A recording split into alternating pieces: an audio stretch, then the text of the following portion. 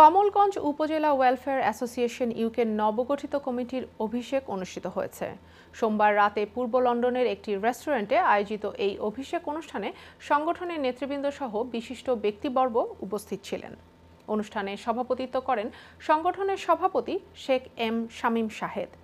সাধারণ সম্পাদক বুলবুল আহমেদ ও সিনিয়র যুগ্ম সাধারণ সম্পাদক এস এম আতিকুর রহমানের সঞ্চালনায় প্রধান অতিথি হিসেবে উপস্থিত ছিলেন টাওয়ার হ্যামলেটস কাউন্সিলের deputy mayor councillor Maium Talukdar. বিশেষ অতিথি হিসেবে বক্তব্য রাখেন সাংবাদিক K M Abu Taher Chowdhury, Tower Hamlets কাউন্সিলের cabinet member councillor Abu Talha Chowdhury, councillor Abdul Wahid, Abdul Mannan, Belal Uddin সহ আরও অনেকেই। নতুন কমিটিরে আমি কংগ্রাচুলেশন জানাইলাম।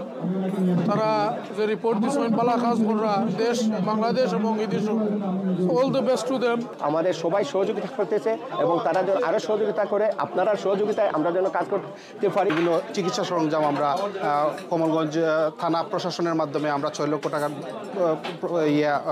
ঔষধ সরবরাহ করেছি। আমরা আশা করি আপনাদের সহযোগিতার মাধ্যমে আগামীর যে পরিকল্পনাগুলো এবং নতুন কমিটির যে পরিকল্পনা সেগুলো বাস্তবায়ন হবে।